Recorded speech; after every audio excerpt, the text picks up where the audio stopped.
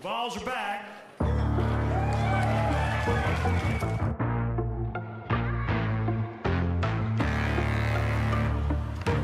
Yeah.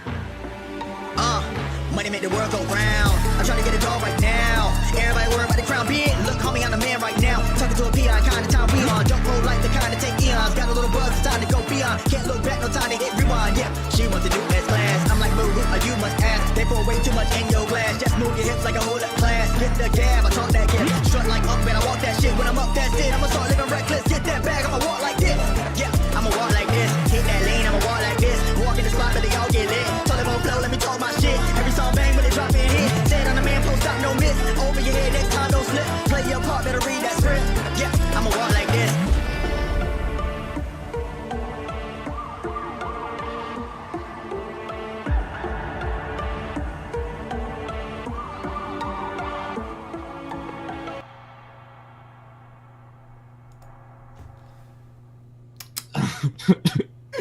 Bruh, are you kidding me right now? What's kidding? What happened? Julio's still not here. Oh yeah. What happened? Where you at, Julio? Yeah, this is unbelievable. He always comes in during the intro and he's not here. He's not here. As you can tell, we're real professionals on here. At least one of us is. And maybe he's a professional for not showing up. We'll figure that out down the line. Anyway, oi, fellow comrades. It is Squidtard here, along with my boy, Mr. Wolverine Lucas Sharp. And Julio will hopefully be with us later down the line. Welcome to the next episode, episode 80 of a jam-packed Vol-Star podcast. We have got so much to cover tonight, it isn't even funny. We have got so many sports, so much stuff to cover, and for the first time in a while, we actually do have a very special guest that's going to be on the show here around 8:30. So once he gets on, we'll continue straight from there. We're going to try and cover all the topics, and then once he gets here, as he's a South Carolina Gamecock fan, we're going to let him take the floor. We'll talk about South Carolina's upcoming football schedule, talk about their basketball team, talk about stuff like that. But this is a Vol show, so we're going to keep, we're going to keep it mainly Tennessee tonight until he gets on. And there is a lot to touch on. Ain't that right, Lucas? Oh yeah, there is quite a bit to touch on here tonight. The basketball team had a pretty good win this past weekend. We're going to touch on that. We're going to be touching on the baseball team, currently on a 9-game winning streak if you include the 2 games out of the College World Series. And then our softball team's been on a roll as of late. Our women's basketball team is starting to get hot at the right time. And our swimming team has broken some NCAA records. So we will definitely touch on all of that tonight. Indeed they did. And look who's here now. Welcome to the podcast, Mr. Julio. Welcome. You're 3 minutes late. We have a no tolerance policy for that. Get out of here. Yeah. TriStar, where are you? You're up. You're up. Anyway, how you doing, Julio? Doing pretty good. The main problem why I was late, for some reason the link wasn't working on one of those ones I used to get into the podcast. So I don't know. I had to do it like 3 different times. Yeah, that's weird. We only have one link to the show, so I don't really understand that. But Tony Vitello says. Tony Vitello said Julio is late in the game. You gonna take that, Julio? Well, are you a happy individual, Julio? Yeah, I'm a happy individual. So he is gay. I mean, I guess that's true. I get. Yeah, that is what the true meaning of the word is, by the way. Yeah, exactly. There's nothing wrong with that. Now he is late, and there is a problem with that. We can't be having that, good sir. Now you did mention, you did mention the stupid link not connecting. We'll have to figure that out after the show. Anyway, let's do roll call while we're at it real quick. Young man Connor's here. He says, I carry Lucas. You have to take that up with him. Bro, well, he does. He carries me in Fortnite. I'm not even going to lie. Dang. Who is good at that game, by the way? Like, nobody's good at that game. Well, it's either nobody or everybody. Matt Dummit, don't call me Doom It, damn it, is here as well. What's up, brother? Goob is here. Benjamin Guzman. Good to see all of you guys in the comment section as always. We're only $9 away, by the way, from another gritty, so if somebody wants to be so kind to send $9, I'll get up and hit the gritty. I still have to do 40 push-ups for my Dynasty stream on Saturday. I was not able to finish all of them. I intended to, but the end of that stream just made me a level of suffering agony that I can't even describe. So really all I have to say about that is go back and watch the last 10 minutes of that stream and you'll see exactly what I mean. So we still have 40 push-ups to do. I'm going to do some of those as we roll into the topics for today. Like I mentioned earlier, we do have a special guest showing up 30 minutes later from now, or about 25 minutes later from now. Mr. SEC FootballTube, fellow South Carolina Gamecock I've known for a long time, is going to be joining us tonight on the Volstar podcast. So hopefully he'll make it sooner than later. All right, then. Well, let's go ahead and touch on some subjects here to start out the show. And we're actually going to, unlike how I usually do, where I start out with football and then, scroll all the way down to the other sports, we're going to start out with the other sports and then move up to football. So we're going to start out, and this is really big news right here. The other sports that we usually don't touch on at any time in the show made some big noise over this last week. First of all, in the 200 free relay for the swim team, the Vols set an NCAA, not just a school, but NCAA record in the 200 free relay with a time of 1 minute, 12 seconds, and 80 milliseconds. So an absolutely phenomenal stat. In fact, they have a name for this team now, the Fastest Four, and hopefully that'll stick for a very long time. So shout out to those players and shout out to the swim team. And that wasn't the only records that were broken from the swim teams this week, as we had plenty of other records broken. First of all, in the 400 free relay, we had the Vols set an NCAA record with we had the Vols set an NCAA record in that one as well, with a time of 2 minutes, 42 seconds, and 41 milliseconds. So there you go, 2 NCAA records set in one week, which is absolutely crazy. So shout out to the Tennessee swim teams. They are dominating. Not just that, but the women's 100-yard breaststroke, we had a record broken that as well. Mona McSherry became the best breaststroker in the SEC with a Mona McSherry becomes the best breaststroker in the SEC with a time of 57.26. That is the best time in SEC history, and I know some people are going to laugh about that name, but that's on you. That's on you. We're professionals over here. But yeah, those are 3 different records broken by 3 different teams. Obviously, huge news, and I almost got to give a standing ovation for that one. So congratulations to all those teams.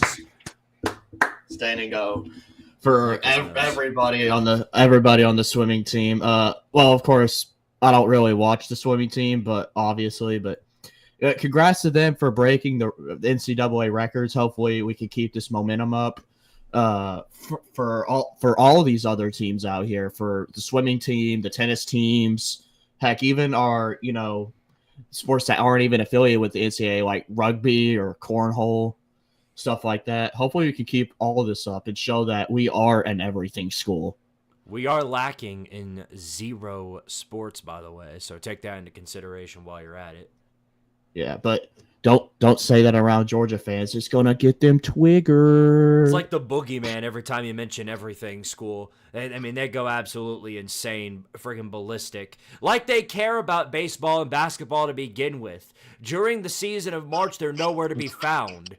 So you can't go both ways. Bro, they care more about Tennessee basketball and baseball losing than they actually do their own teams win. And that's actually pretty embarrassing. They care more about Tennessee than their own team. They can't keep Tennessee out of their mouths. Even literally today, I literally saw a tweet about a Georgia fan tweet about how Georgia has had more NFL draft players over the past few years than Tennessee. I don't understand. What is it with Georgia obsessed with Tennessee? Like, what? I'm convinced all these people do is It kind of makes my point because what is it now? February 24th. Today is February 24th, and Georgia fans are still stuck up with talking about football. We've already moved on to a different sport by now, but they're still stuck up on the football team because we all know it's going to be about 6 more months until they can talk sports again. So, Yeah, they don't care about these other sports. All they care is about Tennessee losing. And when Tennessee won the national championship in baseball, you know, they moved the goalposts, as they would say, to, you know, we still have the same amount of natties as you. Nobody cares about baseball, all that crap. And, of course, you know, that basically brought out, you know, Arkansas fans and LSU fans starting to go at Georgia.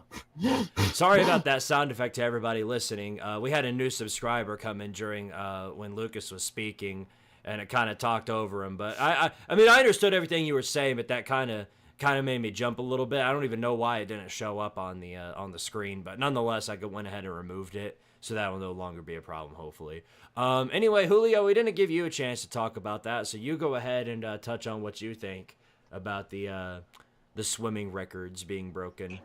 Well, like I said before, or like Lucas said, the I don't really watch the swim team, but I'm happy that they broke it. That's about all I really gotta say. I mean, I don't really know much about swimming. Well, them's the facts at the end of the day. From like a sports perspective. Yeah. Tony Vitello Stan says we need gymnastics. We honestly do need a gymnastics team. I think we'd actually have a pretty good gymnastics team if we decided to get one. Yeah, we'll see. Maybe in due time we will. So hopefully hopefully those records that we got in the other sports stick around for a little while is all I can say.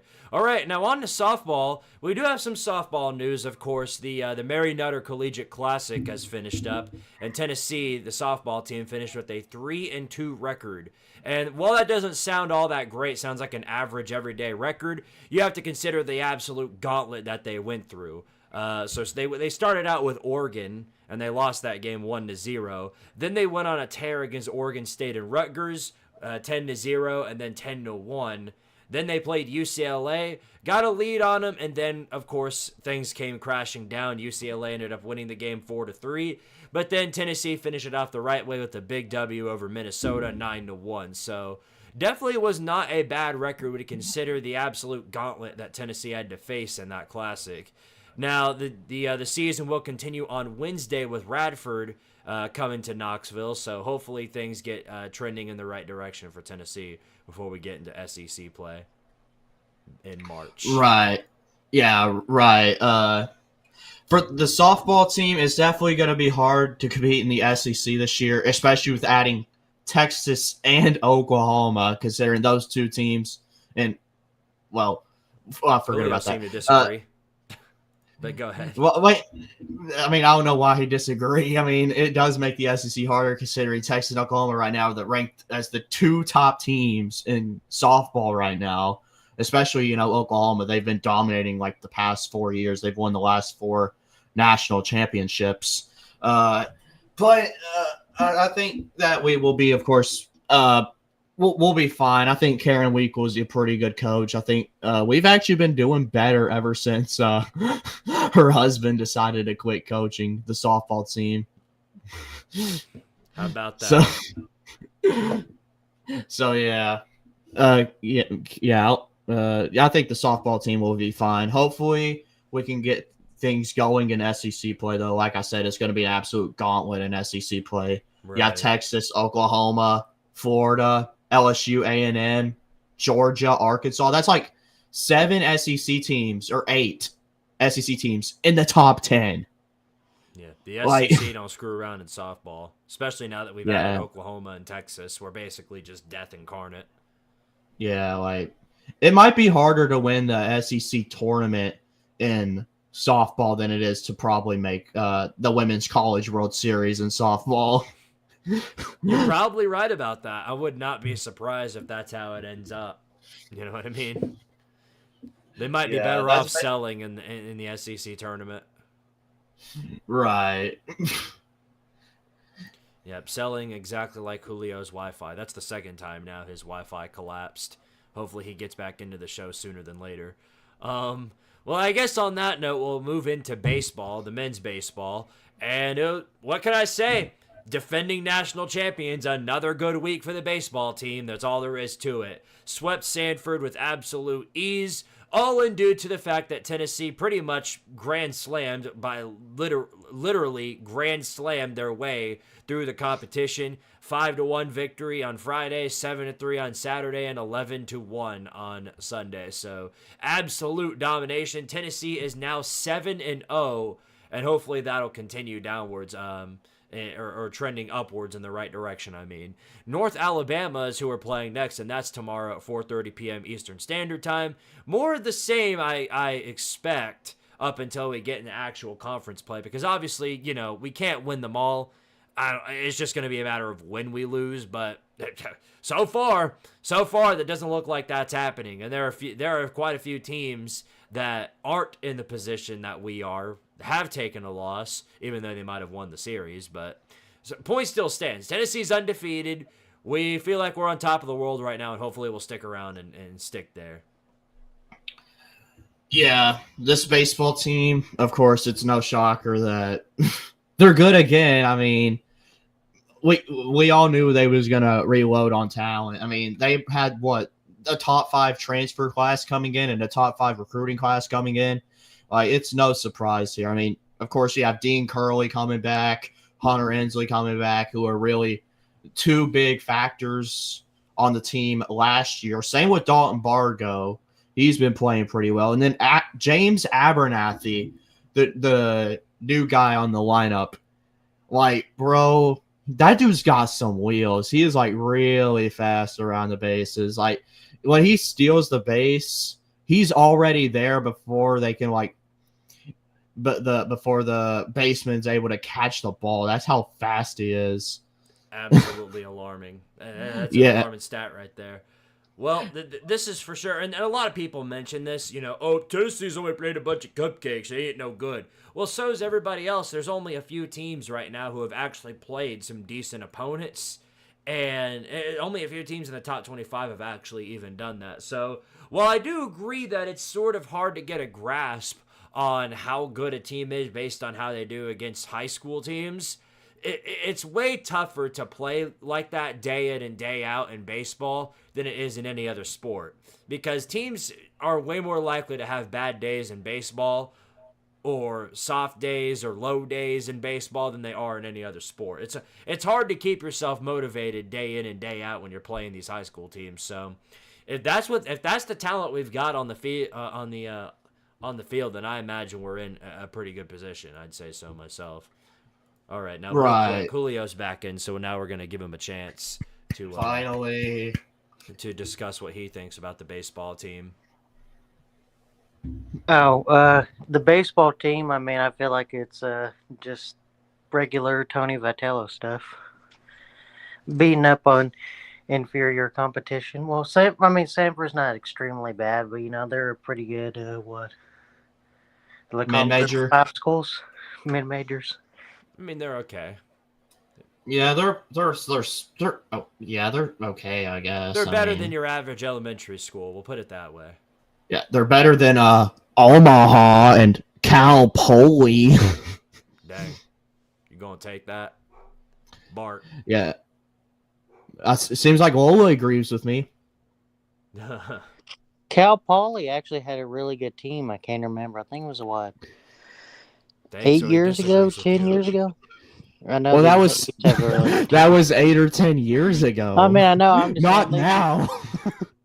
I mean, I was just saying though. I think I remember them being really good there for a couple of years, but it's not 8 or 10 years ago. So, but maybe Cal Poly actually be good.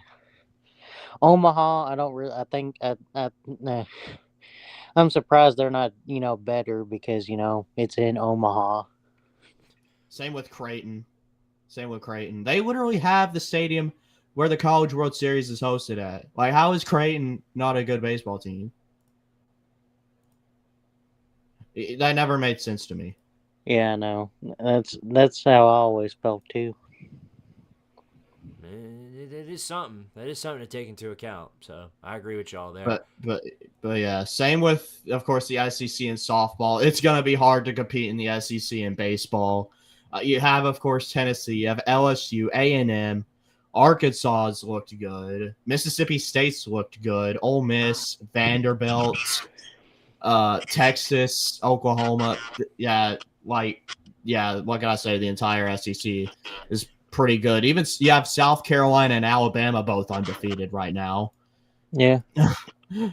Well, one other thing, I was gonna bring up Alabama, but one other team that's underrated because they usually always have a run to the College World Series about every couple years.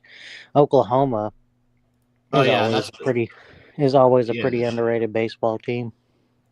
I know they made the College World Series final a few years ago against Ole Miss. Yeah. Ain't that a something? SECFT's in the chat. He says he'll be in shortly. Well, whenever you're ready, man, we'll be waiting on you. All right, well, just another regular week for the baseball team. We're going to be counting down the days, just like softball, until we get in a conference play where things will get real spicy. Now then, one team that's gotten real spicy and in a really good way is the men's basketball team. Wow, what a performance they put on this Saturday, huh? Not a lot of us expected that, and I'll say for certain that I did not expect that. I sort of expected that another dreadful road performance, but Tennessee went into College Station and took care of business. One versus Texas A&M, 77-69, a dominant performance, and this is probably the most alarming thing that happened throughout the entire thing. Not even the fact that we won, but Chaz Lanier finally got his 30 points. We've all been waiting on that moment where he's finally going to get a 30-point game, and it happened. Chaz Lanier got 30 points in a basketball game. So shout out to Chaz Lanier. Due to that performance, Tennessee has ascended once again back into the top 5 in the basketball polls. So not really much else you can say about that, man. Just a dominating performance. And while I do some of these push-ups, I'm going to take it to you guys. You guys let me know what you saw about that game and what you liked. I guess I'll go first. Chaz Lanier, 30-point game. Incredible by him. I know there's like a Twitter account that said he ain't tweeting until Chaz Lanier drops 30 points, which that was about a month ago, but now he can finally tweet again because he dropped 30 points. And Zakai Ziegler, of course, he had the second most points, I think, with 16 or 14. Yeah, he had a pretty good game. Of course, hitting the clutch 3 there at the end with the shot clock winding down that basically sealed the deal against the Aggies. But yeah, that was a very good win for this team because Texas A&M, they are definitely a good team. They're projected like 4 or 3 seed in the tournament right now. That's definitely a team. Texas A&M is definitely a team that could make some noise in the tournament if they can get down to the right groove. I mean, they have Wade Taylor, who's one of the best players in the SEC, so A&M could very well make some noise in March. So, yeah, that was definitely a very good win. And also Jordan Gainey also had a pretty good game. He had double-digit scoring points as well. Jordan Gainey had a pretty good game. Chaz Lanier had a pretty good game. Zakai Ziegler with the dagger 3 there. That was probably one of the greatest shots I've ever seen by Zakai. It was incredible. And also for the basketball team, for us to get on, because we're close to getting to a 1 seed. If Tennessee wants to try to get to a 1 seed, of course, they got to win out the rest of the way.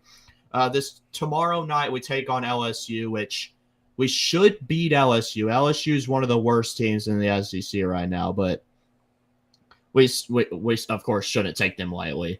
And then we have to take on Alabama this Saturday. It's at home though, which that really helps us. We play better at home. I think we've only lost like 1 home game this year, I think. And then Ole Miss, we take them on the road. That's another quad 1 game right there.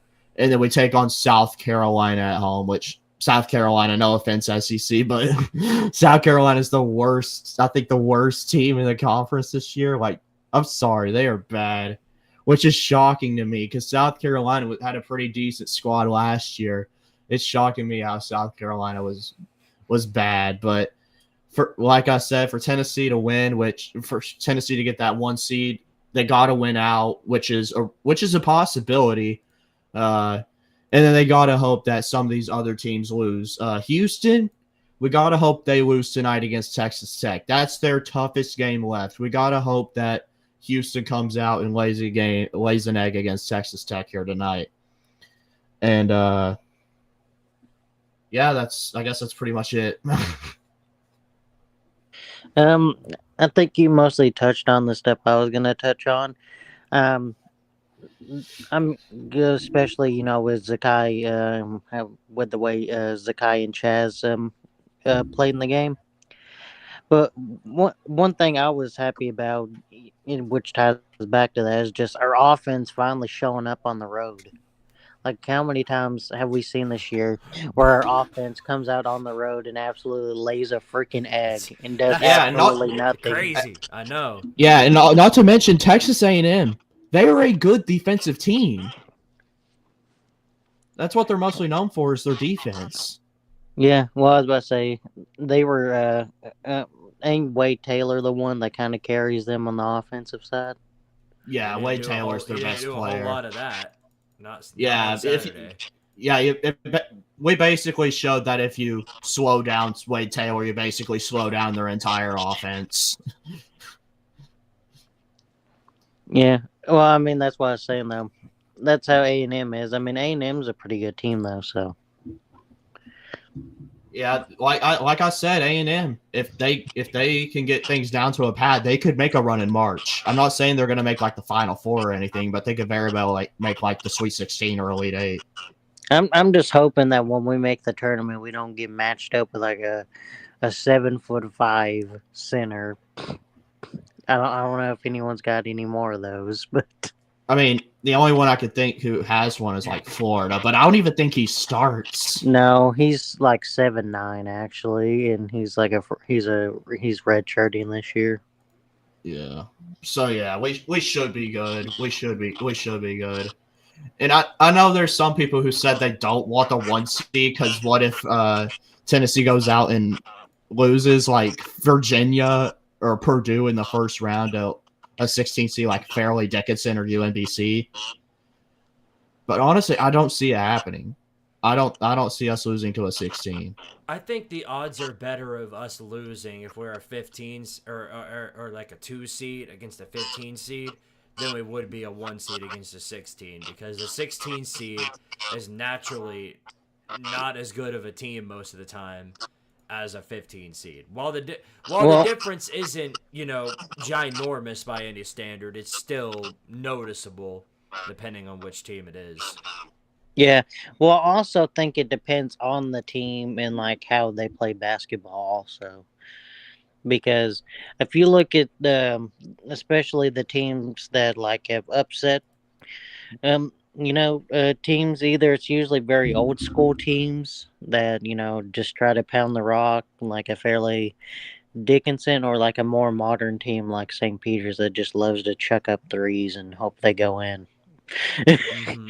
Like, I feel like those are the only two types of team. Like, we match up with like, which, I mean, that's usually how most small schools usually do. Unless like you're Ivy League school and you try to play like 1940s basketball, like at Princeton, where they try to hold on to the ball forever. Hey, Tony Vitello makes a good point. If we are a 1 seed and we lose to a 16 seed, it wouldn't be that much of a bad thing, because every single 1 seed that lost to a 16 seed went on to make the national championship the next year. Yeah. Julio, I thought we got this fixed last week, man. You still got that 1960s mic going. Do I sound like I'm on the radio still? Yeah, well, everything is echoing. Is echoing. Oh, I'm sorry. I don't know what it is then. I don't. Do you have your headphones on?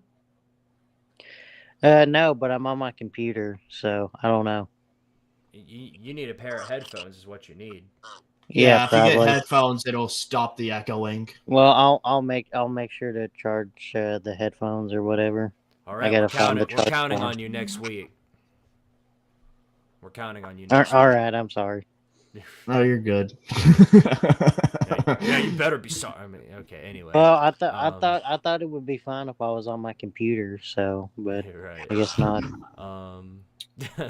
Right. Young man Connor, shout out for the $2 super chat. He says, "It's Lucas. I played Fortnite with him. It happened." Wait, what happened? Apparently, you played Fortnite with him. That's what happened. Oh, well, yeah, I did play Fortnite with him. We've actually been playing Fortnite for quite a bit. So I bet. All right, real quick, before anything else, it's time. Our special guest has arrived in the back room, so we are going to go ahead and bring him on. So I would love to introduce, for the first time here on the Volstar podcast, this is a man I've known for a very, very long time. He's been here since the days of 2018 in my shitpost videos on Squidtard. He's been on YouTube for a very long time. He took a long break, but now he has returned. Hold on. Do we have a mic echo? Hold on. I'm gonna look. I don't hear it. Yeah, well, you're in the. Apparently, they're saying there's some type of mic echo. We're gonna have to. I don't hear anything. You're in the. He's been here since the days of 20 groups, so we are gonna go ahead and bring. Yeah, I don't hear any mic echoing. Yeah, young man Connor is just. You got some other feedback going on, buddy, because I don't hear anything on the playback. Okay, I'm sorry to interrupt SEC FootballTube's introduction. He's a guy we've known on here for a very long time. He's a good long friend of mine. He's finally made his triumphant return to YouTube. Let's bring him on the Volstar podcast, shall we? Mr. SEC FootballTube, how's it going, buddy? What's up? What's going on, gentlemen? How are y'all doing today? Well, doing better now that you're here. I appreciate that. It's an honor, man. I thank you for having me. Thank you for being on here tonight. We've got a lot to go over for sure, and you made it at a pretty good time because we're right about to get into all the football stuff. But before we do that, we got to touch on the other sports for the Gamecocks. First of all, can we get your expert analysis on how the basketball team is doing? And I'm sure they're I know the the literal answer. definition of death, suffering, and agony. It's been painful to watch, man. And I'm not gonna lie to you. My biggest concern coming off of last season was, would they be able to make the success consistent? That was a worry of mine. Like, are we gonna make this a trend, or are we gonna go right back into the gutter the next year? And surely enough, we went right back into the gutter. Now, we did finally get our first SEC win, so I can finally laugh and not cry. It came at the expense like of the I- horns. Oh yeah, that's the best part. That's the best Clutch. part. The fake UT, because we all know the real UT is the Tennessee Volunteers. Y'all don't need me to say that. Remember Yeah, the this Alamo. Yes, sir. This is why I wanted SEC on. I feel like it's common fact. I mean, but it is what it is. You're telling it like it is. You're on the right show to speak that knowledge. There Yeah. you go. Yeah, that ain't that the facts. All right, then. Well, let's go ahead and move on to the football conversation. Because we do have some big news on that. First of all, I'm sure you guys have heard the news, and this is extremely unfortunate, and they should be punished for this. And technically, they were a $1 million fee, but the Nebraska Cornhuskers were supposed to be in a series with Tennessee in 2026 and 2027. We were supposed to travel to Lincoln in 2026, and then they were supposed to head down here to Knoxville in 27. Well, they went ahead and said, screw it, no, I'm good, and they straight up just canceled the series. So Nebraska is no longer going to be playing Tennessee, and the worst part about that entire thing is that instead of scheduling a different opponent, like a different Power 5 opponent, they went ahead and scheduled the high school team, just verifying to most of us that they were scared. One thing I do Yeah. want to say, had Nebraska kept that, they were probably on track to have a good season. Because how many times have we scheduled someone like 10 years out when they were, bad or mid, and then they turn around and are like 11-win team? If I was Nebraska, I would have just kept it on the schedule. Yeah, but here's the thing, though. It's Nebraska, Julio. Like they haven't been good in God knows how long. Yeah, superstitions aside, even if they were good, it's still a pansy ass move to do that because they talk about the reasoning for doing that was because of renovations for their stadium, and literally that could literally be fixed by switching the locations. Well, you come to Knoxville in 26 and then we traveled to Nebraska in 27. And the reason why they didn't do that is because they wanted an 8-game home schedule. And the real reason why is because they did not want to come to Knoxville because they knew, as well as everybody else, what the hell was going to happen. They were going to get obliterated. They were going to get absolutely annihilated. We all knew it. We all knew it. That's all there is to it. And of course, the Nebraska kind of proved that point when they replaced Tennessee on the 26th schedule with what was it, Southern Miss? I mean, it's one of those really bad group of 5 teams. Well, see, with the Nebraska fans, of course, whenever everyone was bringing that, bringing up them chickening out, it's like all they kept doing was posting the 1997 score or something about Peyton Manning. I'm like, guys, it's not 1997 no more. Yeah, I mean, like, I'm sorry. Congrats to beat us in 97, but Nebraska ain't that good no more. I gotta be honest, I forgot Nebraska had a team for a few years. Like, honestly, I still that's how irrelevant they've been. And this is coming from a South Carolina fan, so take it as you will. Well, here's what I don't get, and if there are any Nebraska fans in here or they're watching the playback, they can try and explain this, but their presence here on YouTube and on the internet, for whatever reason, is so significant. It's up there with some of the higher echelon SEC schools. They have been so loud on the internet, and nobody can really explain it. And even in my iceberg video, my College Football Iceberg series, it was never enough for them. It was always them in particular.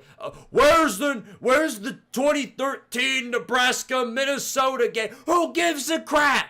Nobody cares about the 2013 Nebraska-Minnesota game. Nobody gives a rat's ass.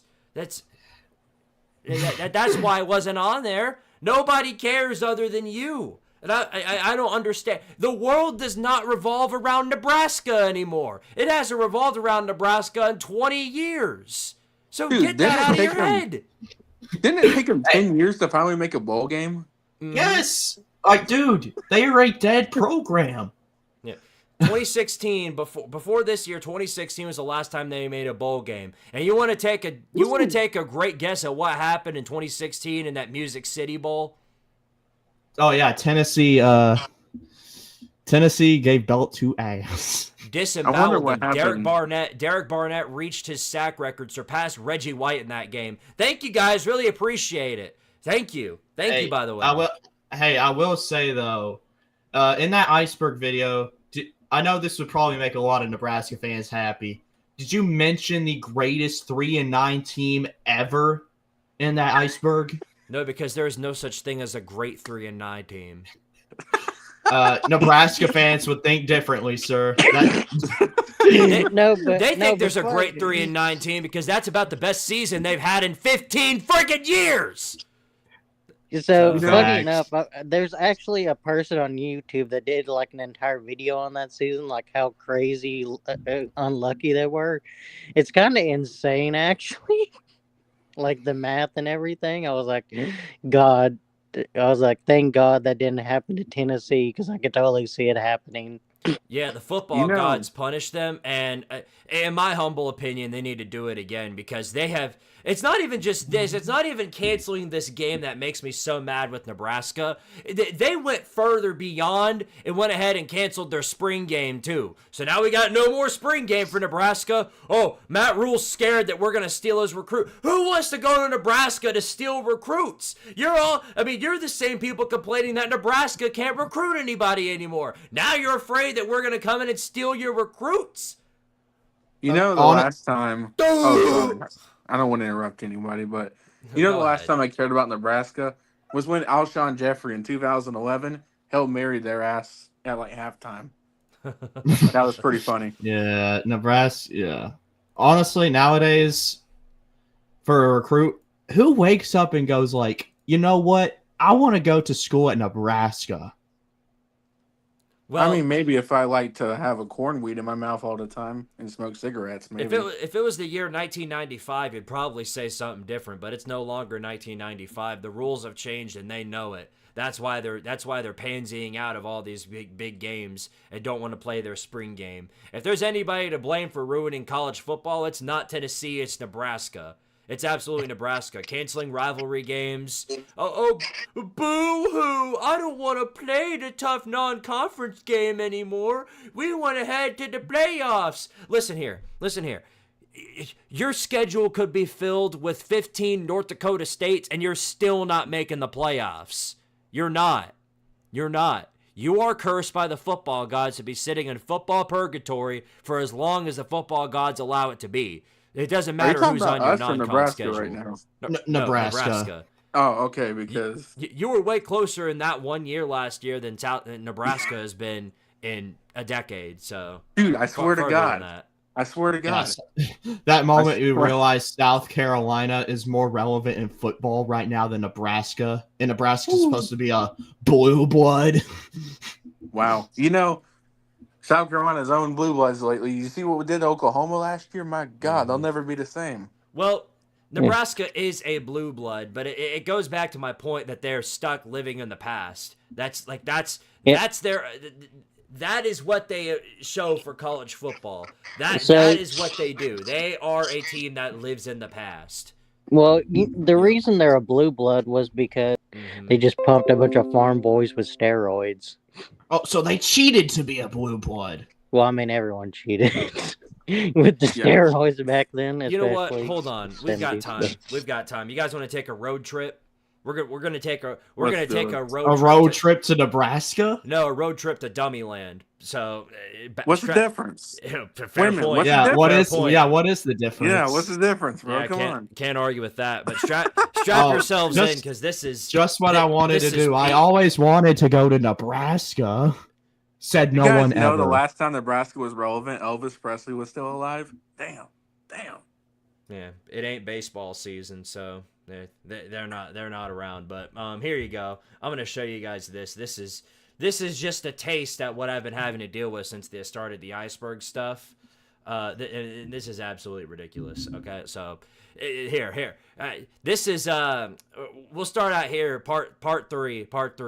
Something about Texas, Nebraska. Are you going to mention the 2021 Nebraska 3-9 team being mentioned as the best 3-9 team of all time? The way they lost every game that year felt like Scott Frost in Nebraska was cursed, cause they are. Oh, here he had to mention this in another comment, or mention the bad luck Nebraska has had at losing or finding ways to lose close games in the past 7 years. You can mention the very long sellout streak Nebraska has had in college football. See, that I take it back. This is their biggest contribution to the world of college football ever since the year 2000. That sellout streak that nobody cares about. That is their biggest contribution to the world of college sports. We gotta give them a standing ovation for that one. My question is, what else is there to do in Nebraska on a Saturday? Hey, I will say though, Nebraska does have the College World Series, but that's about it. And then look, he had to comment another. Why nothing about Nebraska? Because Nebraska has never done anything wrong except not win games. Which is absolutely true. So there you go. I mean, at least you beat Colorado. So there you go. You can hold your head. That's pretty impossible. Did y'all hear my question? I said, what else is there to do in Nebraska on a Saturday? I think there might be a zoo. I don't know. There might be a zoo. I don't know. I think you could pick, like SEC said, you could go out to the cornfields, pick out some corn. Somebody got to call. Somebody call Nate the Great. Somebody call Nate the Great. He lives over there in Nebraska, Omaha specifically. Ooh. He can tell you all about the Omaha Zoo.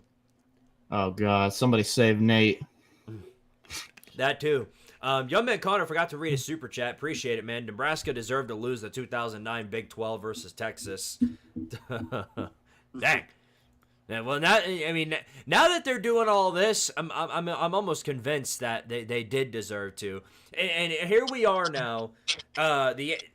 The AD, not just the AD for Tennessee, who has confirmed that Nebraska canceled, but the AD for Nebraska has already given reasons why they've canceled. And Nebraska fans, this is proof right here that dead internet theory is not just a theory, but a revelation. These clowns are still, after hearing their own athletic director say that they canceled, we didn't cancel. Tennessee canceled. We didn't cancel. We didn't cancel no football game. We didn't cancel. Well, so see, here's the thing. It's the same thing that happened with the Tennessee fans did the same thing. I think when we canceled, what was it, the BYU and Army games? I think we had scheduled BYU and Army, and I was like, guys, we did chicken out of those games, and I said I'm pissed we actually did because I wanted to beat BYU.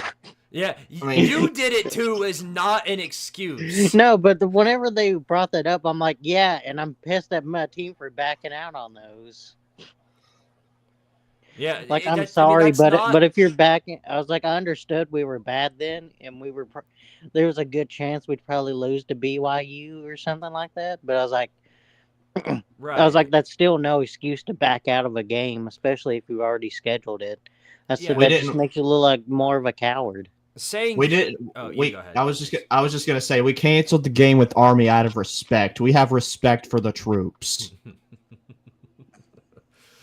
I was gonna say you did it too. I mean, like we all know, that's obviously not an excuse. That doesn't rationalize all of this crap that Nebraska's doing. It doesn't. Yes, we did do it, but that if Tennessee, here's the thing. If Tennessee was the one that had canceled the Nebraska game, I'd be getting on here today at the same exact time going off on Tennessee and the athletics department. You know, you're not getting special treatment because you're a different team than Tennessee. You know what I mean? You guys have heard me more times than anybody dog on Tennessee when we do something stupid. You deserve it much as anybody else, especially now that you've not only quit this game, but you've quit your spring game as well. You know, before you know it, that sellout streak you guys have been parading around is going to disappear. Well, heck, I would say the same thing if for some reason Tennessee canceled the Washington series that we got at like the start of the 2030s. I swear, if we cancel the Washington series, I'm going to be upset about that. To be honest, I feel like we should play them semi-often because we're the only two teams to sailgate. So right. Since Danny White came out in a tweet and said how disappointed he was that they canceled that game, he set sort of the precedent that he's. Oh wow! We had an oh wow moment. Young man Connor with the $2 super chat says, "Can we take away Nebraska's blue blood pass now?" Well, you can't take that away. Nebraska is going to remain a blue blood, but that's what again. Blue blood. I described this in the Texas video. Blue blood is a term for a team that was good long ago, that was really, really good. Was one of the building programs of college football. They were really good a long time ago. That has no meaning to what's going on today. And this is what Georgia fans don't understand. They think they're a blue blood because they won a national title 2 years ago. That doesn't make you a blue blood. Had you won a bunch of national titles back in 1980, except for that one national title that you've got, then yes, maybe we could call you a blue blood, but you didn't. You didn't. So that's what a blue blood stands for. And before you ask, no, Tennessee's not a blue blood either. There's only 8 true blue bloods, and Tennessee's not one of them. All right. Yeah, Tennessee. Yeah, I was just gonna say Tennessee. We're not a blue blood. We're basically the step below blue blood. Mm-hmm. And Georgia's there too.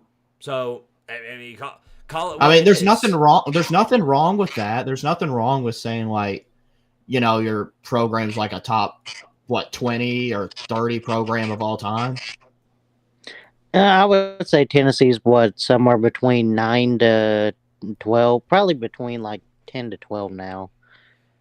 Mm-hmm. Is where we're at right about now. Yeah, same with like Penn State, because they're like 7th in all time wins, even though they only have 2 national championships. If Penn State had a little bit more national championships, they'd probably be a blue blood. But right. Well, anyway, I feel like. Oh, you go ahead, SEC. I said I have nothing to say on this topic. That's a good point. Yeah, we'll go ahead and move on then. I think we've all agreed It's that actually quite depressing. yeah, it's a stupid move. Hopefully, it doesn't ruin whatever's left of the original college football. Hopefully, that doesn't continue to Well, stick. I guess we could talk about women's basketball. I don't think we've touched on that yet. Yeah, Please we'll don't. come. Please don't. And maybe we'll come back to that. We still have some more Please don't. football news that we have to go over real quick. Yeah, and talk then- about that. Talk about that.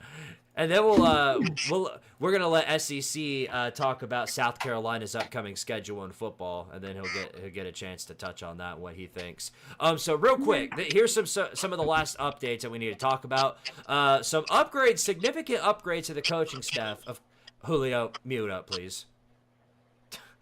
SEC, he didn't say for you to mute up.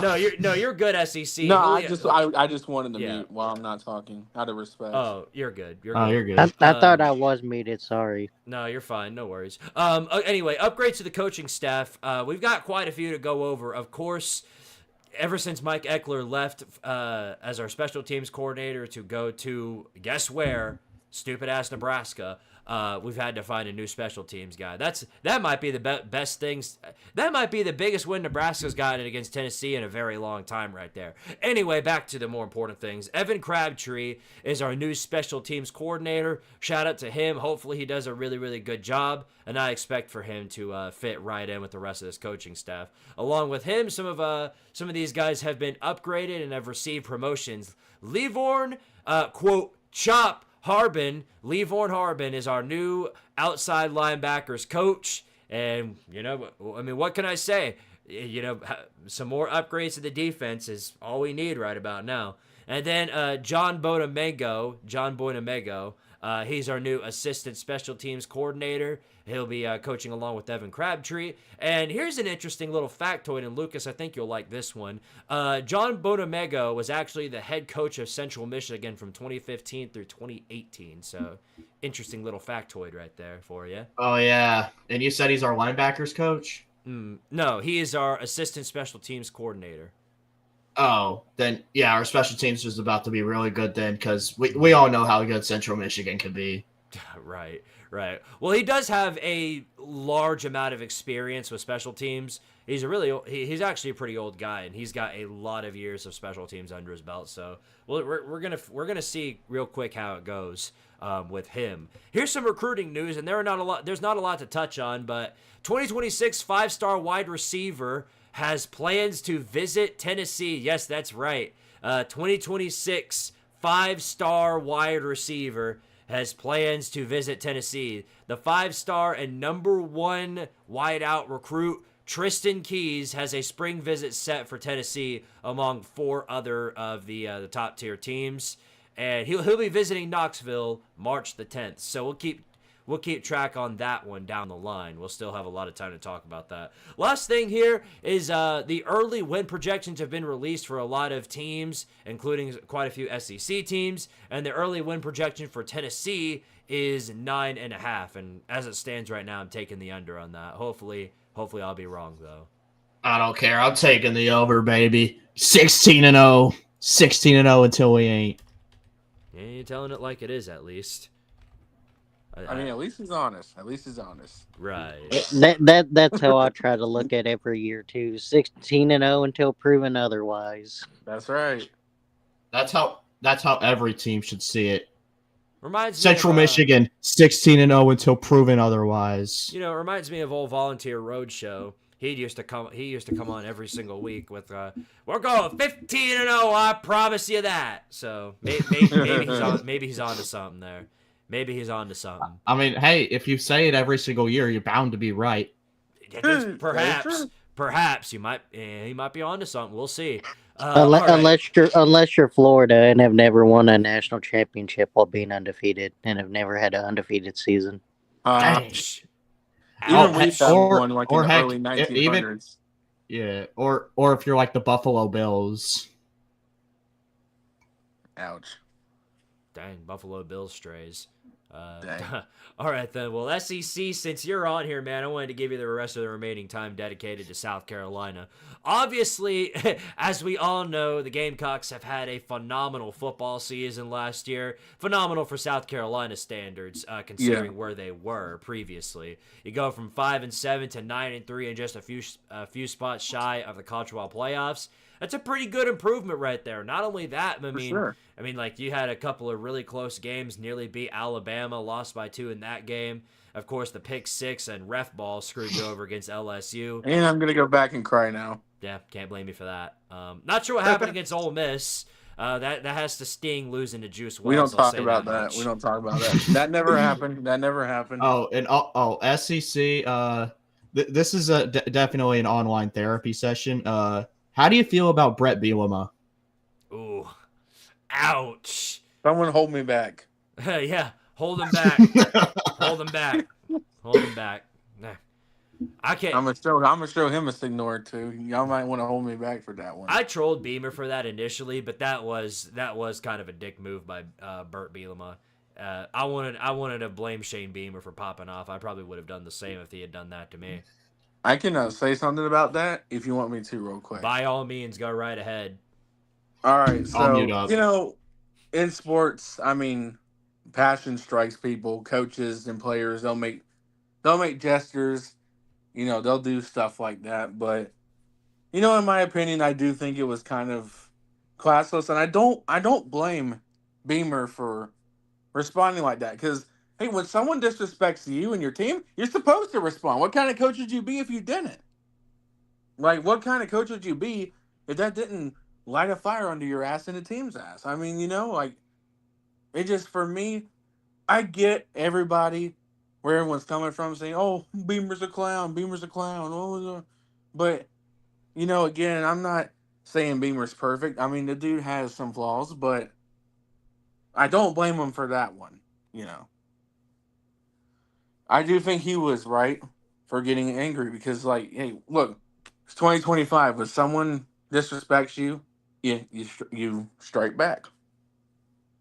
I feel like there's only two coaches I think that could have not responded and come out looking good, and that would probably be like Nick Saban or like Bill Belichick.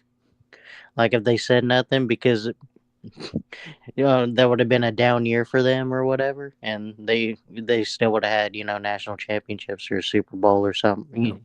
You get what I'm saying, though. They're very decorated coaches.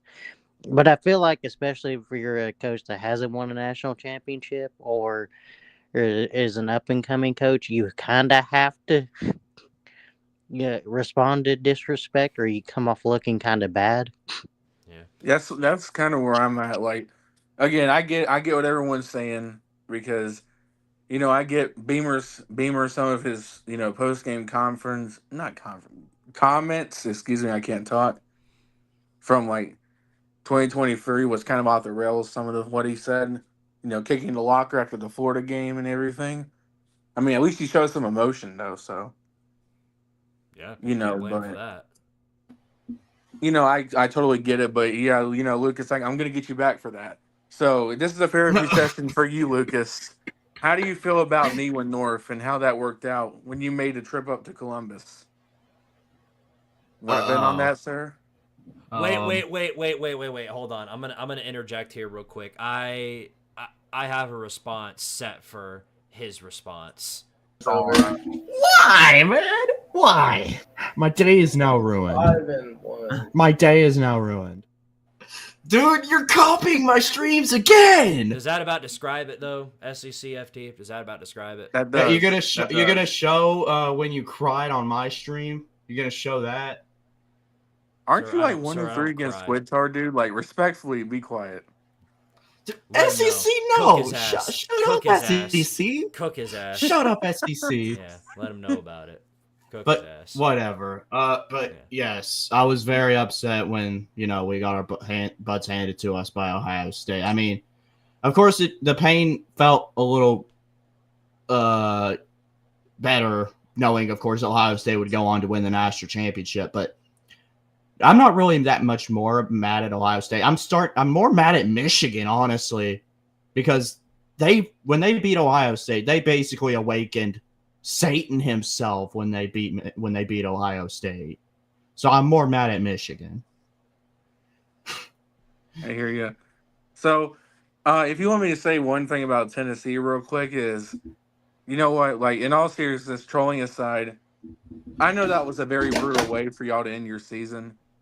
But, one thing I will say is take heart, Tennessee fans, because you guys got to remember, 6 years ago, y'all lost to Georgia State, and now you're in the college football playoff. Now you're once again a respected program in college football. Mm-hmm. So, take heart. And yeah, there are some things Tennessee needs to improve on. Nico can get better. The offense can get better. But overall, I don't know a single Tennessee fan that wouldn't take where they're at right now compared to where they were 5 years ago. Obviously. But yeah, it definitely does not mean there's no room for improvement. So, but Tell that I was just gonna say, tell that to one of our Tennessee fans, which I know Squidtard knows them, Moose. Well, we have two different people. We have two different sets of people on two different spectrums. We have the Vols, where basically, everything is falling apart. They're the Vol doomers. Everything sucks. Hey, we're never winning a game again. We're going 6-6 next season. We need to fire everybody and move on and find another coach who can actually coach us. Wait. You describing Tennessee or South Carolina for a second? The Vol it sounds Doomers. very. Yeah, no. I'm describing one slate of Tennessee fans, and then the other side is sunshine and rainbows. The Disney Vols. These people. Well, it doesn't matter that our offense was absolutely terrible, and we needed overtime to beat one of the worst Florida teams to date. But you know what really matters? We made the playoffs. Whoop-de-doo. So did SMU, and how did that work out for them? So you can take it both ways, you know what I mean? Obviously, this was a great year for Tennessee, one of the best years in a long time for us, and hopefully that trend continues. But sooner or later, if this trend continues where we, end up in the playoffs as a participation trophy, it won't be too pleasant from the fan perspective. What I was gonna say with Moose. So with Moose, I know him. I've had him in my spaces a couple of times, and I think he might be bipolar. I'm just being completely honest because the way he was acting. He might be. During the baseball natty and stuff like that. He was like, "Oh my God, we're so horrible. We're so horrible." Like the entire first game or whatever. Did you ever think about asking him? And then like the second and third game, he was like, we were trailing for most of the games. Like, "Oh my God, we're horrible." And then we came back and won. He was like, "We're so back, baby. We're winning the national championship." Yeah, that's just sports fan right there. That's just sports fan. There's nothing special about that. And then after I think we went down like 1-0 or something like that against A&M before we scored like 6 straight runs, and it was like, we're horrible. We scored 6 straight runs. We're so back. We're gonna win this. And then we almost blow it, and 6-4, and he walked it. Sean Combs walked the dude. He's like, "I hate Sean Combs so much." And then, I swear. And then he struck him out. He's like, "You know what? I love Sean Combs so much. We're national." Yeah, it's actually Aaron Combs. I don't know why I said Sean Combs, but I think I know someone named that. But Aaron Combs. I don't know why I said Sean Combs. I think I was thinking of someone named Sean. But Aaron Combs. He's like, "Yeah, I love Aaron Combs." And I was like, "Yeah, literally." We was down. I know we was down like early, like 1-0 against Samford, and as soon as we went down, he was like, "Oh, yep, season's over. This team sucks. We're not going back to back. We're gonna miss out on Omaha. We'll be lucky to win an SEC game this year." Okay, we got to go back. Hold on a second. I love how Julio is sitting there talking about a Tennessee fan. Talking about a Tennessee fan who's like, well, I said Sean Combs. I really don't. Yeah, I'm so tired right now. Julio just straight up came on the show and said Diddy is back. What's wrong with you? Bro. Anyway, I think that's clear indication that it's time to move on, get to more important things. SEC, I want to hear your perspective on this. Hold on, I'm going to bring my screen back up so that you can check this out. So what I'm showing here right on the screen is the upcoming 2025 South Carolina Gamecock schedule. And it's quite the doozy, as you can tell. So before we even go through these teams, how do you feel about the schedule? You think it's better, or you think it's harder or easier than last year's? I will tell you, if I can be bold, the Virginia Tech game, there's a lot of Carolina fans that think we're gonna like blow them out, and I do think that's a game we should win. But I got my eye on that one. Virginia Tech could cause trouble. I do see a path where this team, if they beat Missouri on the road, which will be tough, there's a chance they could start 5-0. Because you think about that, like Virginia Tech, that's a game you probably should win. SC State, you don't even struggle. Vanderbilt, God, they're our eternal sons. We'll never lose to them again. Missouri is, well, they're going to be tough, but winnable. And then Kentucky, I have no idea what Kentucky's doing. I'm going to be honest, I don't think they're going to get much better this year. Yeah, you should be Kentucky. Yeah, they're doing a whole lot of this. Pick up your shovel and get back to the coal mines, baby. Go. Oh, they're doing a whole lot of that. Yeah. So, there is a chance that Carolina could start 5-0, and that would be huge. And then you have on the road at LSU, which, by the way, I will say, it is crazy how that was the game that kept us out of the playoffs last year. That's going to be a revenge game, but it's in Baton Rouge, which is going to make things tough. Then you got Oklahoma at home again. Kind of like Kentucky to me. I don't see them getting much better. I think we win that one. Watch out for that Alabama-South Carolina game. Everyone's going to say I might be delusional, but I got my eye on that one for a potential upset. I don't know why. My gut's just telling me that. Oh yeah, you guys can beat Alabama. I think Alabama's going to have a bit. Alabama's going to be worse this year. Like they have a huge question mark at quarterback. Alabama does. Oh yeah, and I'll get to our quarterback situation too in a minute, but I mean, I had a gut feeling about the A&M game in Carolina. Absolutely. I mean, I didn't think they beat them that bad, but they won. Then the tough thing about the schedule is the road games. You're on the road against Missouri, on the road against LSU, on the road against Ole Miss, on the road against A&M, which, by the way, like I said, they'll want revenge. So the road slate is tough, but the home slate, there's a shot this team could be undefeated at home. If they handle business, if they avoid the injuries, if Lenora Sellers stays healthy and continues doing what they're doing. Because, I mean, you look at this home slate, it's SC State, Vanderbilt. Again, we're never losing to those guys again. We got Kentucky. And then Oklahoma and Alabama, which, Bama will be tough. That could be a problem. November 22nd, we got Coastal Carolina and Clemson. We beat Clemson last year. I have a feeling Clemson's going to be better next year. But that's a game we could win. But, for whatever reason, we can beat them in Death Valley, but we can't beat them in Columbia. It's the weirdest thing, man. It's the weirdest thing. Yeah. All I'm going to say is your house, sorry. And your house is our house. It's like that kind of deal. But yeah. Okay, so I'm going to pose this question. I pose this about the basketball team. Are you going to build off of what you did last year, or are you going to go right back into the gutter?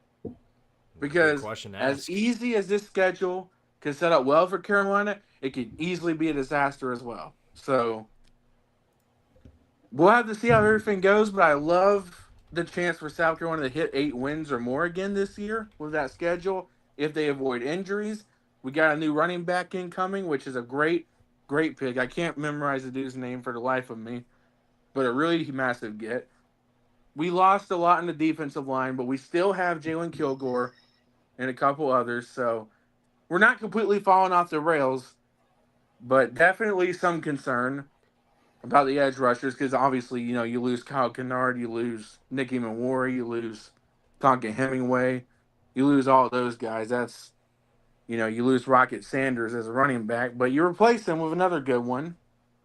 You got a quarterback who, there could be some more improvements for Lenore Sellers with downfield awareness and everything, but my God, dude, watch out for his legs because when that dude takes off, ask Clemson fans, they know about it. It's to the house. Right. But, this is how I feel about South Carolina. I felt this way last year, too.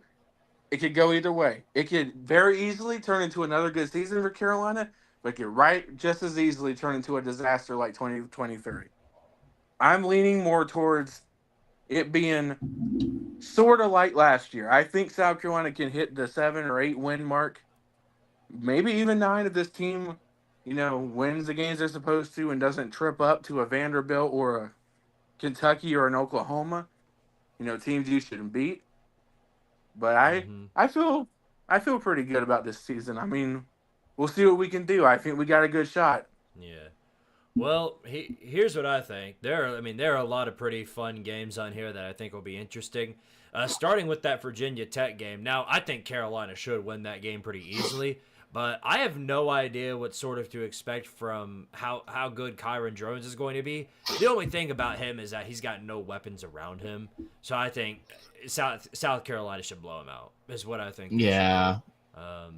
To me, there's no reason why South Carolina should do anything worse than 4-2 to start out the first half of the season. Because Missouri on the road, I think that'll be a pretty tough one since Missouri has had your number for a while, except for last year.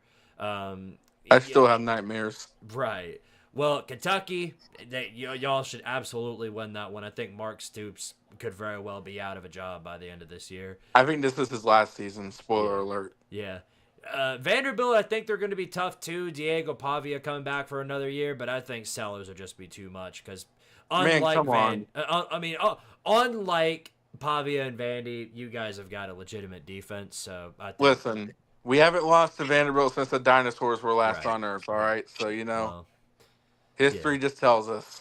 LSU on the road, that'll be tough. Here's one that I think is going to be kind of the real deal breaker is A&M in College Station, because South Carolina, not once in the history of college football has South Carolina beaten Texas A&M in College Station. It never happened before, not once. So could this be the first time in history that A&M gets beat in College Station by the Gamecocks?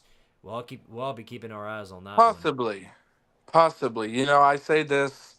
I think it'll go back to, how A&M looks, who they got going back. But I wouldn't rule it out, if I'm being honest with you. Obviously, that's going to be tough. Again, it goes back to history. We don't fare well against A&M. Now, the last 2 times at home, we beat them, but we'll have to see how it goes with this one. It depends on how both teams are. I'm iffy about A&M. I think they could be a lot better, but part of me thinks they could be worse. Also, someone in the comments says, SEC, how do you feel about Clemson winning the ACC? Great, because it put a 3rd ACC championship into our trophy case, so, Yeah. No more 1969, people. Woo-hoo! Hey, Tennessee also has a more recent ACC championship than Miami, if you think about it. That's right. Yeah, Tennessee and South Carolina have more recent ACC titles than Miami. 1969, 2011, let's see, 2022, and 2024 South Carolina ACC championships, baby. Oh, yeah. The good old Tank Conference. Shout out to them.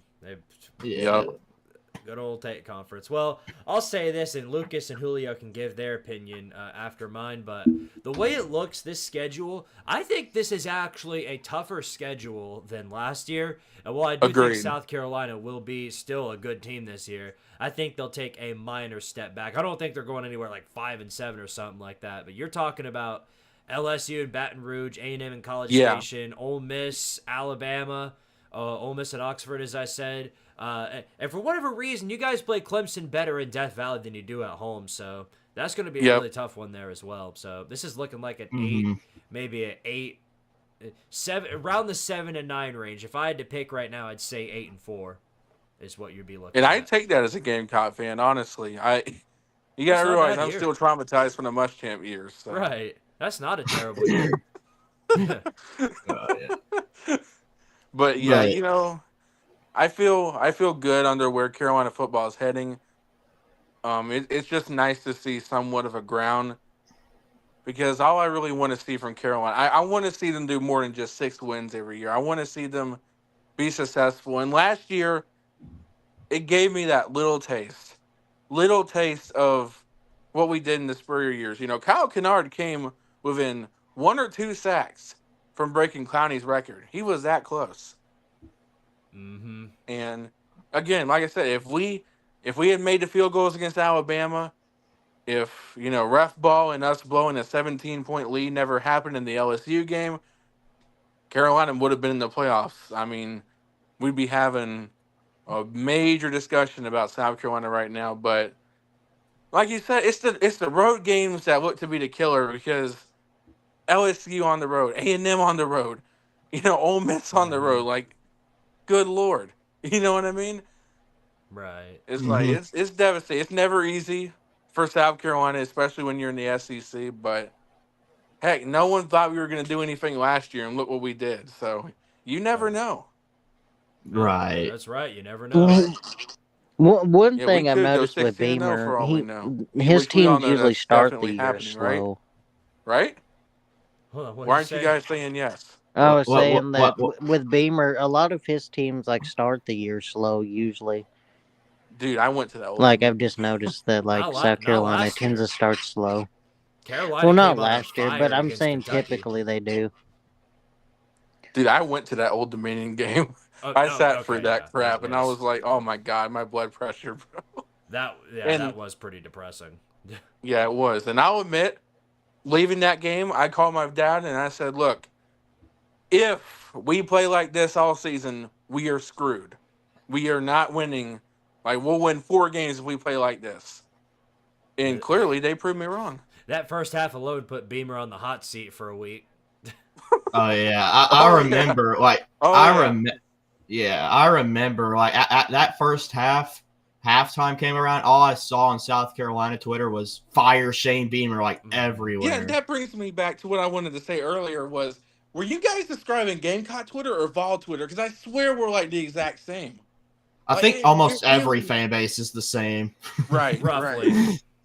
Roughly. But, like I told you guys, though, I have no ill will for Tennessee. Y'all are, I pull for y'all when you're not playing Carolina. Uh-huh. And I hope that you guys, honestly, I'd rather you win the SEC than Georgia. I'm just going to say it right now. Well, yeah. Yeah, I'd definitely rather have South Carolina win the SEC than Georgia. That's for sure.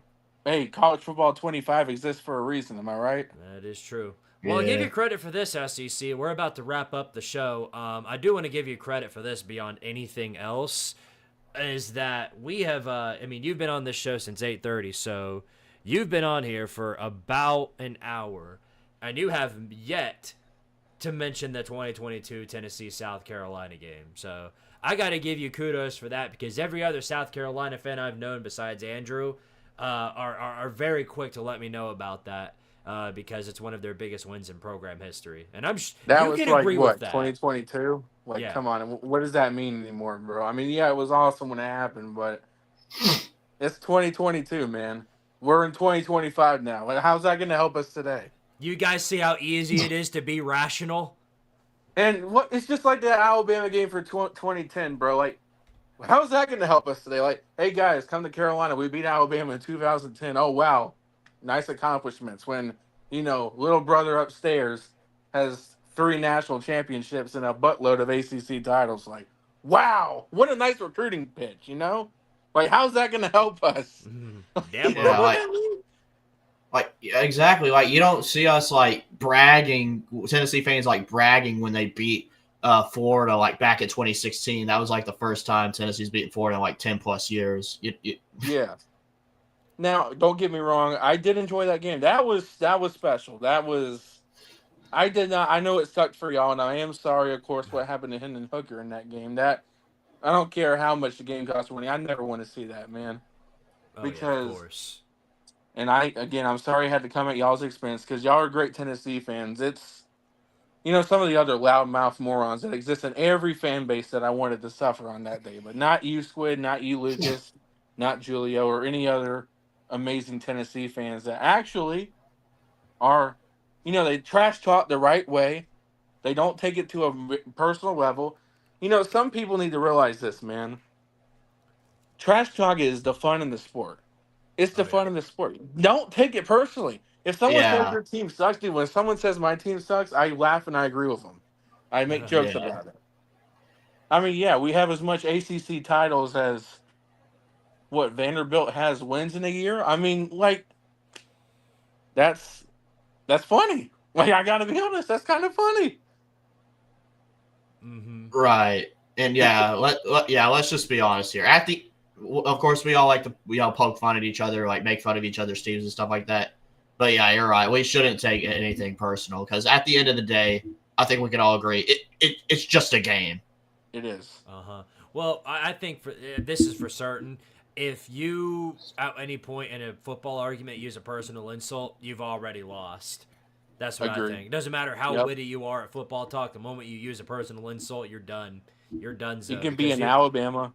You've proven, you've proven by that point you're already so mad about this guy talking about football and talking trash on your team. You've already proven that you're so mad that you can't even go to football anymore. You become so unhinged that you've got to go to the personal stuff. You've lost. You've lost by that alone. So, I don't care if you're in. Oh, sorry. Go ahead. I'm sorry. I keep thinking y'all are done talking. No, all right. No, go ahead, man. So you could be an Alabama fan that flex 18 national championships and talk to an Iowa State fan that, like us, has nothing. But if you use a personal insults, it don't matter how much times you bring up those natties, you've lost.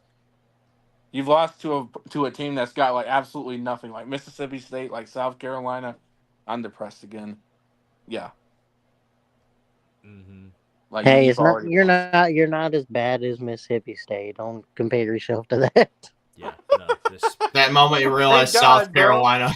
Hey, you guys are definitely more SEC than Mississippi State, right? Dude, we're more SEC than Missouri. Let's be honest. What the hell are they doing in this conference? Hey, can everybody in the chat, please, can we all agree that Missouri needs to go back to the Big 12? Literally, no one likes you. Like, seriously, no one likes you. Everybody in the ACC is more SEC than Missouri, so. Yeah, Squid, can you please play the Get Out clip for Missouri? Missouri. with pleasure. Get out! There you go. I played the Get Out. Yeah, get out, Missouri, get out. Yeah, wait, what? Literally, nobody likes you in electoral rights. What I was gonna say though is that Mississippi State really the only thing they're good at is baseball, and even South Carolina is better at that than them. Considering South Carolina, consider South Carolina was the last team to win back-to-back national championships, and that's more national titles. Y'all remember that now. Until Tennessee breaks it this year, but until then, y'all remember that. Oh, you actually think Tennessee's gonna repeat? I actually do. I'm dead serious when I say that. I love where Tennessee's going now. Our baseball team starting pretty hot. We're 8-0 right now. Of course, we're going to find out later. We got the series with Clemson this weekend, so we're going to find out a lot. But, I really do like Tennessee to repeat because it's just all the talent you guys have. I just see it coming together again. For some reason, I just see it coming together again.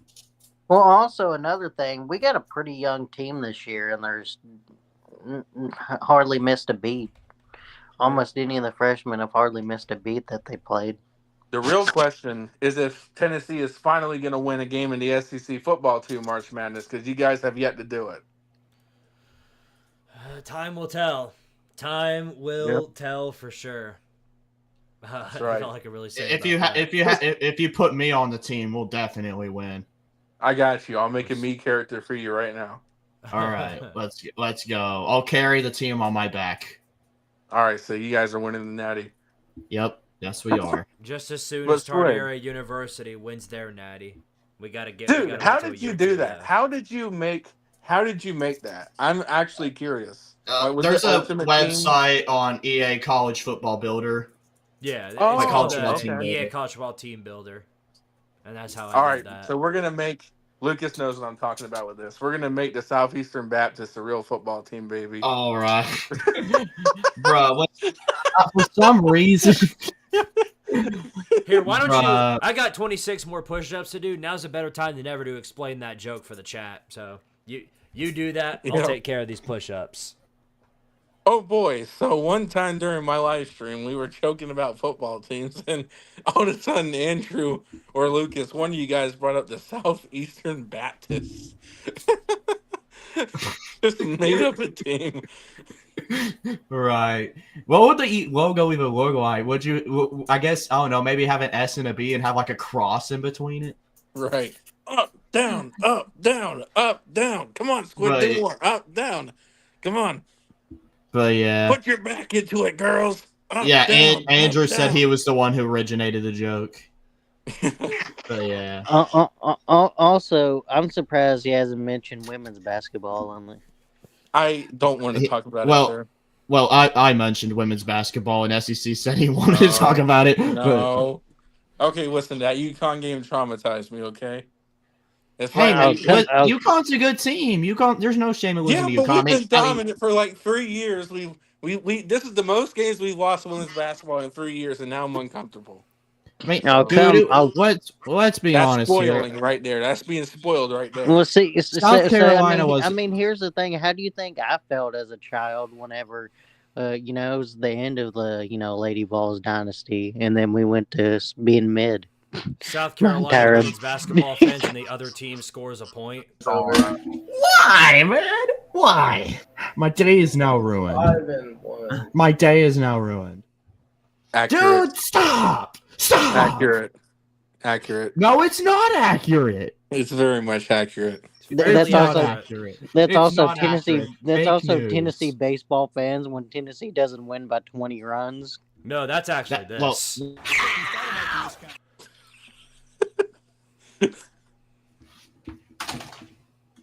Good. Oh, rage quit. Yeah, Rage while quit. he's gone, I'm going to take a moment to talk about that. So I started my Dynasty stream, okay? Oh, he's back. But he was talking for 2 hours. SEC, you were in there. You were in there, SEC. Right. Tell me, because I need to know how long was he talking smack about me on Saturday? Dude, I wasn't even talking smack. Oh, literally, boy. Huggy was in there. Huggy was in there, man. Hush. Let me tell you, Squidtard. Yeah, I snitched on you in Discord, Lucas. This guy was talking mad junk about you, man. He was saying, "Oh, I'm finally gonna beat Squidtard, man. I'm Squidtard. Squid losers suck. Bro, I He'll never never said win that. What are another you game." talking about? Hush. Go ahead. Also, he also said that he said squid bitch, and he said squid bitch gets no bitches. What? I never said that. That's a lie. You know what else he said? Quiet. The grown-ups are talking. Yeah. Quiet. Yeah. Dude, SEC. No. Yeah, wait your turn. He said that wait he your was going to turn. buy Wait your your merch, turn. and he was going to burn it. He said he's going to what? Buy your merch and then burn it. He don't have merch. Well, whenever you do. Yeah, he now I ain't gonna make it. You're gonna be blacklisted from that list. We all know that all the merch you would probably make is about me, and now why, man? Why? My day is now ruined. 5-1. My day is now ruined.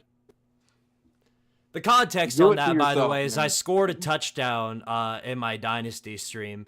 He was doing a hate stream, and Dude, it was a hangout stream, not a hate stream. No. You're It gonna was a sit hate back. stream.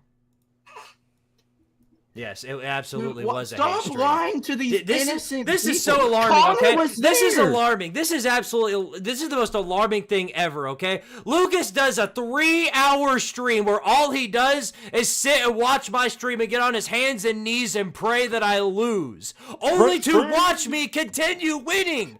Squidtard owns you. Holy hell, you did a 4-hour stream to watch me win 5 to 6 games. I've got a 10-game winning streak against you. You are a fool, and you are continuing to make yourself look like a fool every time you get on here and somehow make a bigger clown of yourself. It's alarming. How This much is of a an repeat absolute every single show. clown You always are. do this. You always do this. 'Cause you always asked for bully me it. every single nice show. couple. You bully asked me for every it. single show, bro. Yes. Every single show. Yeah, You always 'cause do you this come crap. on, I you don't come on deserve it. and run That your wasn't a hate mouth. stream. It You was a come hangout on and stream. run your Connor mouth. was there.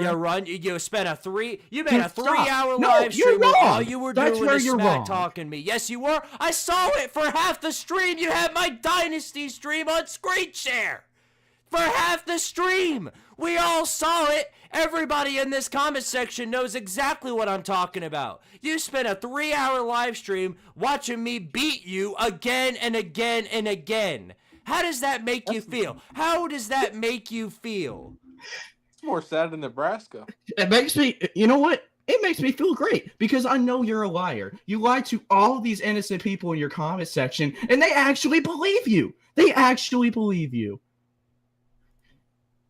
Lucas, Like it's hold on. incredible. It's absolutely fascinating how SEC, you can you take were on there, anything right? out of SEC, you were context. on It's there. fascinating. You can take anything out of Unbelievable. context. Yep, unreal. I can't believe Lucas is lying to the bunch of Dude, viewers out SEC, here. stop, dude! You can't even beat me in college football. I We really- have yet to play, but I smoke you. You even admitted it. You even admitted it. But Yeah, at least I can actually admit it. Unlike you, who runs and makes excuses. What are you, a Nebraska fan? Come on, man. You gonna listen? Are you gonna no, brag about I'm having a Tennessee Vols and Titans fan. The Titans are going to the Super Bowl next year. Hey, Lucas, the grown-ups are talking. Let me shut you down real quick, Lucas. Let me Dude, shut you down. Please, let me shut you you are down. not a real quick. grown-up. You are not a grown-up. Listen. Let me destroy you for a second, okay? You ain't So, destroying anything. what are you the gonna- only thing you're going to Let destroy. me shut you down real quick, all right? So what are you gonna do? Are you gonna brag about attendance records like Nebraska in your 5,000 beatdowns against Squidtard? Like, bro, come on. I never bragged about me getting beat down by Squidtard. I never called him, Yeah, he couldn't brag because he can't beat me. That's why he Exactly. can't brag. That's why he won't brag, because he doesn't have a reason to. You want to know why I wouldn't beat you? I don't have multiplayer to do it. Tell it like it is, man. Tell it like it is. And look at this. Look at this. Hangout stream. 3 hours. 3 hours of him doing absolutely nothing but watching my stream and getting beat again and again and again. This is humiliation on a whole nother level. It's absolutely insane how you come on every single week and somehow make even more of a clown of yourself. Dude, you're making yourself look like a clown right now. Like, I mean, Lucas, why do you you spent care 5 about minutes. this so much? Lucas, you spent 5 minutes telling me that you didn't make a hangout stream where all you did was watch my stream. Here you are watching my stream. We have it all on proof right here. You already lied. I You already mean, lied yes. one time. We all believe. Yes, we I all did it. believe But everything you're- you say now. You're acting. Look at this big Dude, dummy you're acting right like I did that here. for the Look at this majority of the big stream. dummy. You're acting like I did Look that at for the this. majority of the Look stream, at but I this. didn't. Look at this. Bro, he's Look- going Eminem on you now, man. Look at He's this. going Eminem He's on not you. doing Eminem on me. He's doing Skittles. No, I'm saying That's you're what going he's doing. Eminem. You're doing Eminem, man. You're doing Eminem. I gotta tell you, that makes you look even worse. Eminem has not made a good song since I was born. That's the best you can resort to, man. Well, Really? Okay, Dude, you that gotta give makes Eminem no credit sense. for only one thing and one thing only. At least he's got to win. At least he's got one. True. Young Man Connor requested this, by the way, so you can't get mad. You can't get mad. Why, man? Why? My day is now ruined. 5-1. My day is now ruined. You're gonna keep playing with me, and one of these days, I'm just not even gonna show up to the podcast. Okay. Dang, you'll be like you and against him in NCAA football, huh? And just not show up. Tell it like it is. Dude, Cook his SEC, ass. don't start now. Don't start now. Don't make me not like you either, SEC. Oh, don't make me not like you by telling the facts as they are. Don't make me not like They're you. not facts, they're opinions. You wouldn't They're like Lucas opinions. Sharp when he angry. You wouldn't like Lucas Sharp when he angry. Okay, so let You me say wouldn't- this. Let me say this. Let me shut you down again real quick, Lucas. You ain't, Fact, in opinion. Hold on, let me shut you down. You're not shutting Opinion anything down. Means your thoughts. Let me shut you down real quick, bro. You're not shutting anything Opinion down, bro. means your thoughts on something. Facts You are are correct. indisputable evidence, and the indisputable evidence shows you are clearly 3-1 in losing to Squidtard. 3-1 and losing to Squidtard. That's a great way of putting it. Dude, go ahead and hang a banner in your room, SEC. You go ahead and hang a banner. You're like, oh, Squidtard's 3-1 against Lucas Sharp. Go ahead and hang a banner. It seems like all that's everybody brags about. Go ahead and hang the banner for the attendance record. Like all I said in the Discord, I could go out and beat everybody in the Discord of college football, and they would still brag about Squidtard beating me. This is what everybody does. This is what everybody does. I get disrespected. To watch you get humiliated by Squidtard again. You have as much people show up as USC does for a home game. You know, USC Junior, the other USC. And you know what? You lose all the time. You're just like them. You're just like them. You're just like Southern Cal. And he ain't even got a response for that one. That's, Also, that's not even a burn. I want to go ahead and state this. You said you beat everybody in the Discord. I'm in the Discord, so automatically that's refuted every single time you open I said your I would beat anybody in the Discord. I beat you one game, bro. Technically, I said I would beat anybody in the Discord. You want to go ahead and hang that banner?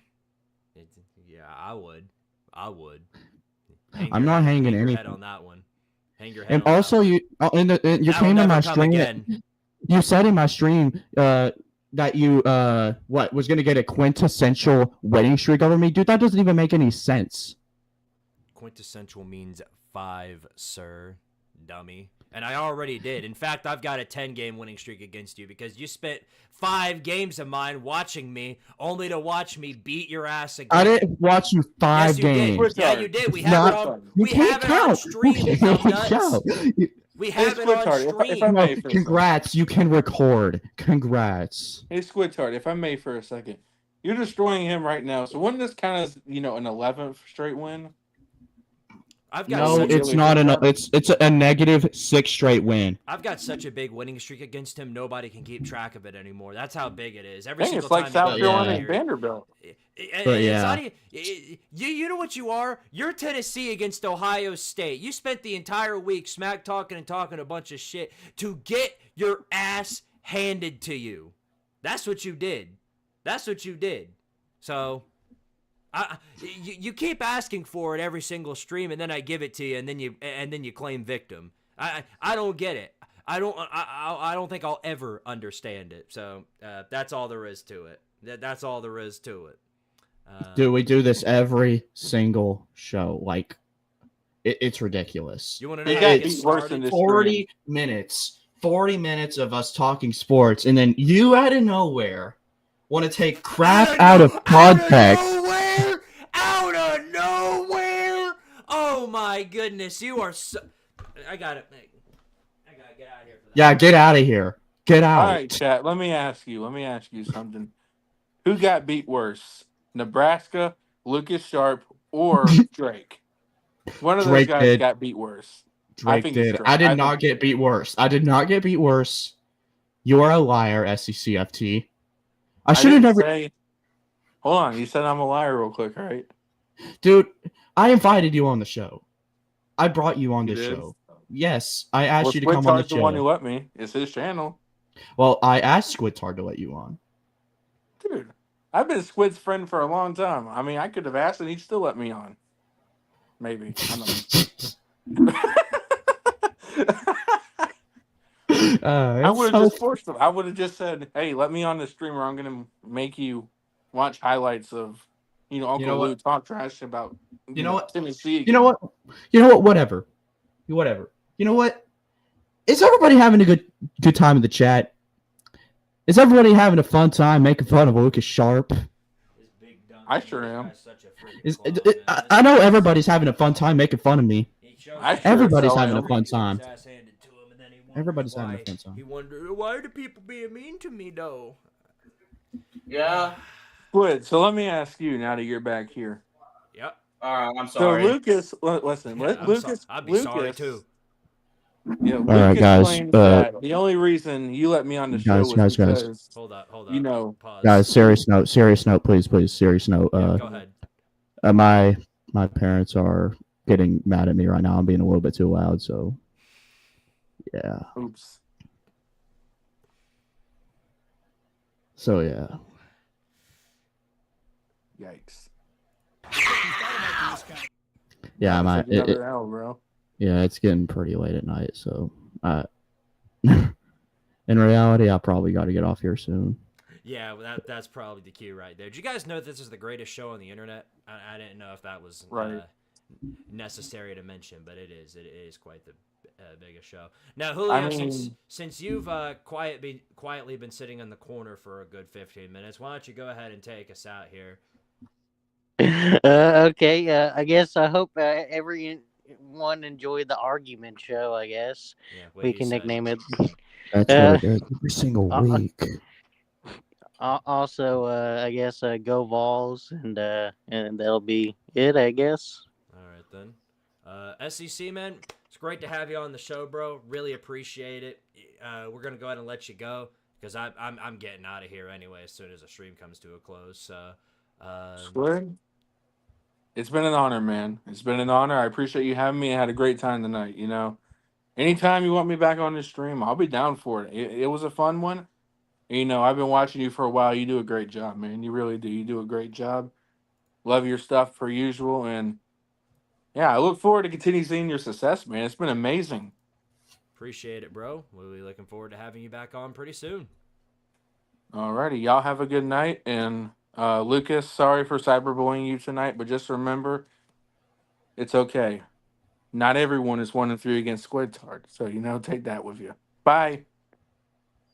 You ain't telling it like it is. Okay, well, you go ahead and say your piece, Lucas. First off, I want to apologize to my dad for basically screaming everywhere. I know he's trying to sleep right now. And yeah, just good night to everybody. I got to get off here and go to sleep because I got work in the morning. So go Vols, tighten up, and yeah, I guess that's it. And of course, you want to keep egging me on, but it's not going to work. Because you know that I am pinned down at the moment. I can't scream or say anything right now. Well, I don't even know what you're talking about, but that's beside the point. Great to have you guys on for another fantastic episode of the All-Star Podcast. We'll see you guys next week, where hopefully the news in terms of Tennessee football will be just as good as it was this week. We'll have another guest on the show. If you guys have any recommendations for some other content creators that we can have here on the podcast, would love to hear your recommendations. Drop one below or drop one in the Discord, wherever you want to reach out to me. Probably on Twitter. That would probably be the best place to go. All right, guys. Appreciate you guys as always. We'll see you guys next week. And, of course, as always, power to Tardaria. And, of course,